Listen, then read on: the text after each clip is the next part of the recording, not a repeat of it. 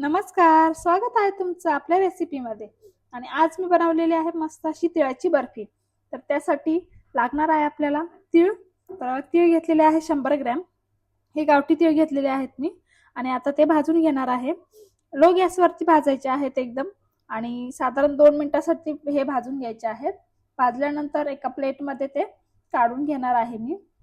आणि काढून घेतल्यानंतर थोड्या वेळासाठी थंड होण्यासाठी ठेवायचे आहे साईडला. आणि त्यानंतर तुम्ही त्यामध्ये शेंगदाणे पण ऍड करू शकता हवे असेल तर. त्यानंतर मी गुळ घेतलेला आहे, हा पण 100 ग्रॅम घेतलेला आहे. दोन्हीचे जे प्रमाण आहे सेम घेतलेले आहेत मी, म्हणजे गोडवा जो आहे तो एकदम प्रमाणामध्ये होतो.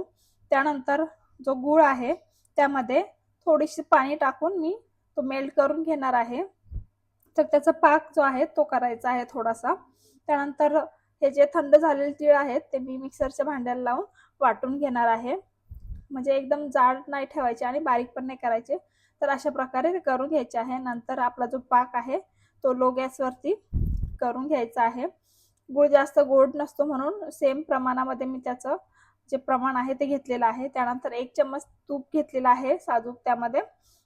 आणि नंतर जे तीळ आहेत ते त्यामध्ये ऍड केलेले आहेत. आणि हे सर्व मिश्रण 2 मिनिटांसाठी साधारण मी मिक्स करून घेतलेलं आहे.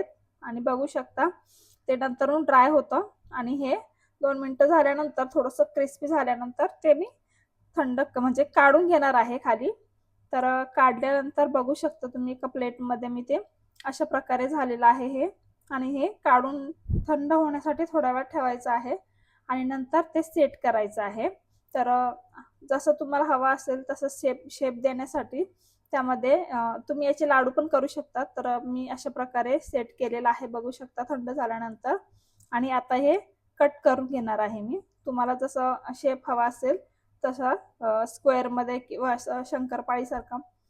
तर मी अशा प्रकारे कट करून घेतलेले आहेत मस्त असे. आणि आपली रेसिपी आहे रेडी झालेली आहे. रेसिपी आवडल्यास लाईक शेअर सबस्क्राईब करायला विसरायचे नाहीये. धन्यवाद.